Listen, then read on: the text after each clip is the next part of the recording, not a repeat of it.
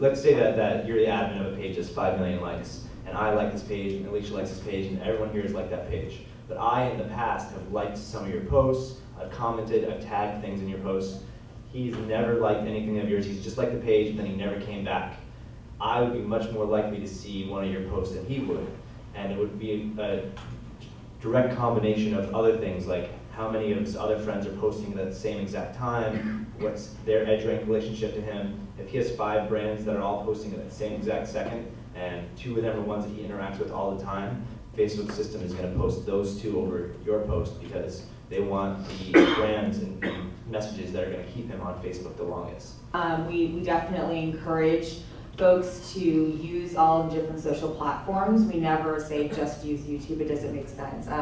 We encourage people to use Twitter, Facebook, you know, it really is, you have to think of it as a holistic environment and not just focus on one channel, basically. So for instance, with the the sponsored live events that we have, recently we had a program called The Switch, which was sponsored by 5 Gum, and we had this French producer basically called Moderator put on these shows. Childish Gambino was one of the artists, and then Other Lives was the other one. We live streamed it, and we basically had a presence on, obviously YouTube, live streamed the event, but then we also made sure that tweets were sent out, Facebook posts were there, Google Plus posts were there.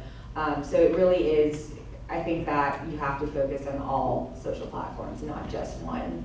I want to throw the next question over to both Josh and Shaq, because both of you work with companies that find emotional value in the content, but financial value elsewhere when it comes to social media. Can you sort of address that, whether there is an inherent value or whether the transaction you think mostly might be more valuable by using it as a lead-in to a different type of transaction?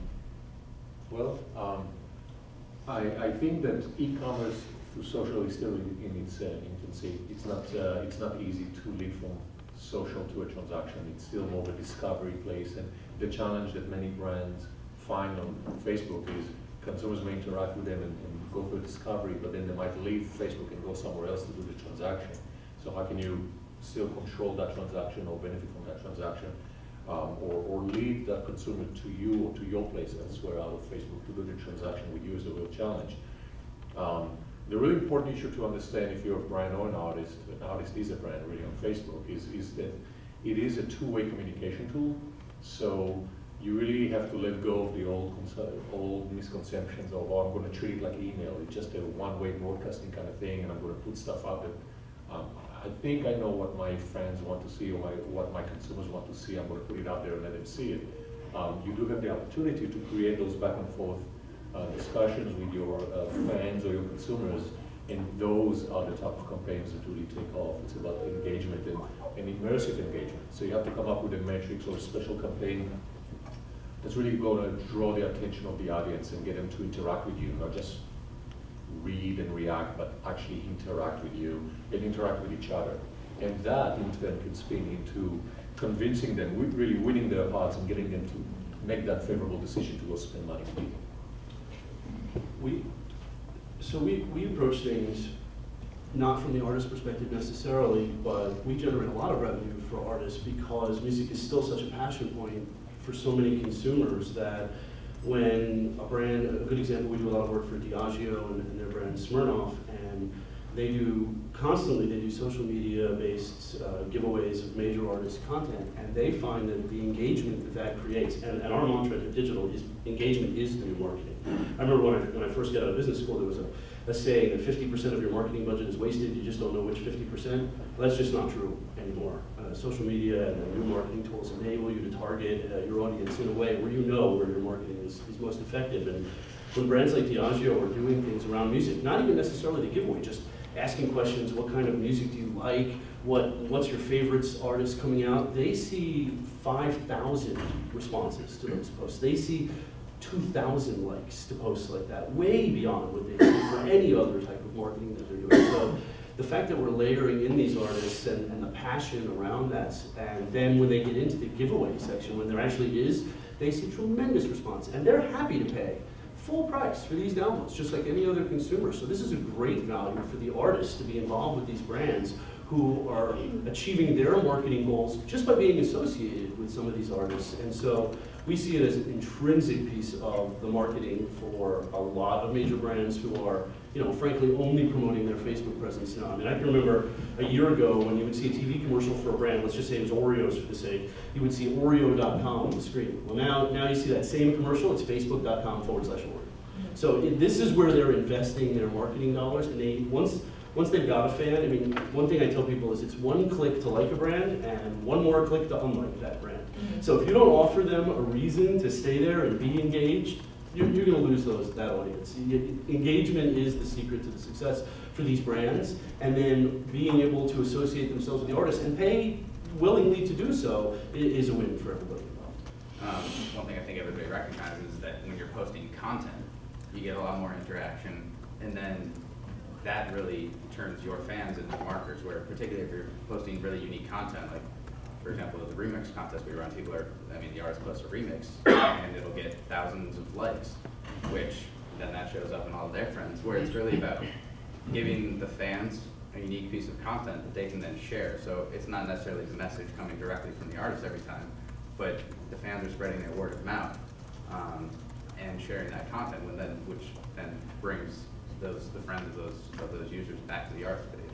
It's really a means to an end. So what is that end? What is the goal? If you're a touring artist, maybe you just want to interact with your fans so that they know about your tours and they come out and see you. You reward them for that on social. If you want to drive sales, because you think that 10% of those fans will actually buy from you, then you've got the widget to do that. Right, and I think that technology is not nearly in the place yet where it's like, nobody has yet figured out how to really monetize social. I think that a lot of companies are helping that out with that, and like there's definitely been advancements, but still most people are still buying music from iTunes, and they're still like kind of going through traditional kind of platforms, and it's going to take a little bit until companies are really figuring out how they can say, oh, well, we know that you went to this concert with this person and you had a good time, and it was in 15 miles of where you live, and this concert's coming up that 10 of your friends are going to, and they're going to be here, here, and here, and this, and this, and they can use all this social graph data to make it so that way the average user is now going to 5 shows a year or buying 10 albums a year, and actually like really creating meaningful advancements in terms of monetizing music. And I think that it hasn't gotten there yet, but I think that everyone is working towards that. Isn't it about ease of use also? I mean, I'm not a big Apple guy myself, but isn't the reason that so many people use Apple because it's so easy, so elegant, so seamless? And right now, if you want to buy a track via social media, how many clicks do you have to go through? You have to set up an account, you have to enter in your credit card number. I mean, it's such a laborious process as opposed to going to iTunes, I've already got it set up, I click the song I want, and now I'm listening to it. So I think until you see more simplistic executions, you're still going to see the same players dominating the e-commerce piece of it anyway.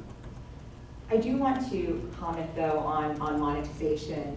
On YouTube, we have actually been seeing that it is very profitable for artists and labels, publishers. Our partner revenue has been increasing year over year, and so I think that what partners are seeing is that they are making money by just putting up videos on YouTube and opting into our Content ID program, which is a fingerprinting tool that is given to content owners who have exclusive web rights. And so when the community uploads their content, it automatically gets detected, ads are served against that video, and revenue is collected. So we have actually seen labels and artists and publishers very happy with the exponential growth of revenue. I want to go back to YouTube for a second, because essentially when an artist is creating and earning revenue on YouTube, it's because they're delivering an audience with an advertiser. Recently, you integrated top spin stories into YouTube, which is theoretically going to earn an artist revenue directly from their audience rather than by delivering their audience to, again, a sponsor that has come up repeatedly on this panel. Can you address either the success or some of the early feedback from that integration? Yeah, so we've partnered, we've partnered with a few vendors. We've also partnered with Songkick so that that viewers can, or YouTube audience can purchase tickets. It has been accepted by the artists as a very good thing. I think it's too soon to tell in terms of how much revenue is actually going to the artists through this, but it's something that we definitely at YouTube, want to expand. We basically want to be provide an ecosystem for the artists so that they are earning money through ad revenue, through merch, through ticket sales, through iTunes. So it is just a piece of the puzzle, basically. Matt, music has some sales integrations too. Can you speak to the success and some of the statistics that you've seen on user adoption of those functionalities? Sure. I think I'm going to sound really negative here, but I think that right now, I don't think that the way that you sell things through Bandpage or through really any of the current kind of existing implementations that are out there are really that good in general. I think that the reason for that is that they're still very static, where if you go to a band page or you go to the YouTube page of the artist, you can see the tour dates, you can see the store, but there's really nothing that's like making you want to buy that versus if they just gone to your website or they're going to your store, they went to like your merch table at a show. There's really no like hooks there at all. And so I think that the way that right now a company could win is that they would go to Bandpage because we'd have all these other features, or they might go to YouTube because there's all these different things there, and then they would see the product and then be, okay, cool, I'd like to buy that. Mm-hmm. But there really isn't anything there that's like making it so the power of all these different social graphs that are out there inspire people to want to buy more or want to spend more on shows. Because I don't know if this number is exactly right, but I think the average user goes to like 1.6 shows a year. And a lot of that is because they don't know, which friends are going to what shows. They don't want to go to shows by themselves. And if some company can figure out how to get, the average person to go to 3 shows a year or 4 shows a year, like that's going to put more money in everyone's pockets. And I think that no one's figured that out yet. And I think a lot of companies like ourselves are trying to figure that out. And I think that the company that makes it the most meaningful and puts the most money in artists' pockets is going to pretty much win the